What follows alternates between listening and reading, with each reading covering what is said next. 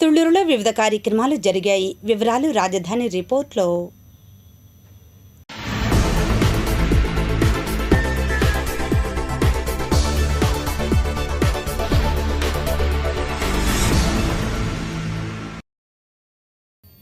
తుళ్లూరులోని ఎస్ఆర్విఎస్ and NSR junior కాలేజీలో మంచి మార్కులు సాధించిన విద్యార్థులకు అనంతవరం గ్రామానికి చెందిన మద్దినేని రమేష్ తన వంతు సహాయంగా కాలేజ్ వ్యవస్థాపకులు గద్దె మంగయ్య ఆధ్వర్యంలో ఆర్థిక చేయూతను అందజేశారు.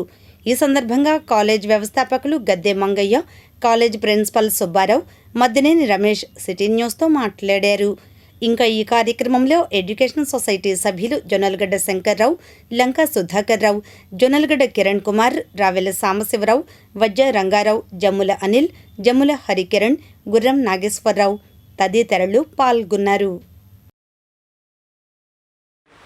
ఈ రోజున అవార్డులు పొందినటువంటి విద్యార్థులందరికీ అభినందనలు. వారి జీవితంలో ఇదే రకంగా ముందుకు వెళ్ళారని చెప్పేసి, మంచి చదువులు చదువుకుంటారని, జీవితంలో మంచి ప్రగతి సాధిస్తారని చెప్పేసి ఆశించుతూ మీ దగ్గర అందరి దగ్గర నమస్కారం.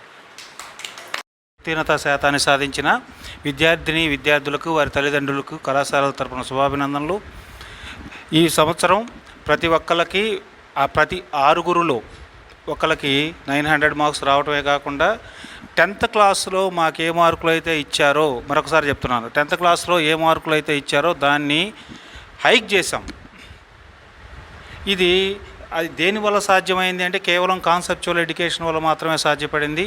దానికి సహకరించిన మా అధ్యాపక బృందానికి, అధ్యాపకేతర బృందానికి, మేనేజ్మెంట్ వారికి మరొకసారి కృతజ్ఞతలు తెలియజేసుకుంటూ, ఈ ఉత్తీర్ణత హైయెస్ట్ మార్క్స్ సాధించిన విద్యార్థులే కాకుండా మిగతా వారు కూడా మంచి కళాశాలలో సీట్లు సాధించి వారి మంచి జీవితంలో స్థిరపడాలని కోరుకుంటూ, అదేవిధంగా జూనియర్స్ కూడా ఈ వీళ్ళని చూసి స్ఫూర్తి పొంది కళాశాలని ఇంకొక స్టెప్ ముందుకు తీసుకెళ్తారని ఆశిస్తూ, నాకు ఈ అవకాశం ఇచ్చిన మీ అందరికీ మరొకసారి ధన్యవాదాలు తెలియజేసుకుంటూ థ్యాంక్ యూ అనండి. ఈ కాలేజీలో ఎంతో బాగా చదువుకుంటున్నారు. కార్పొరేట్ కాలేజెస్ కన్నా కూడా మెరిట్గా చదువుకుంటున్నారు. సో వాళ్ళందరికీ కూడా మా వంతుని ఏదైనా సహకారం చేద్దామని మేము ముందుకు వచ్చాము.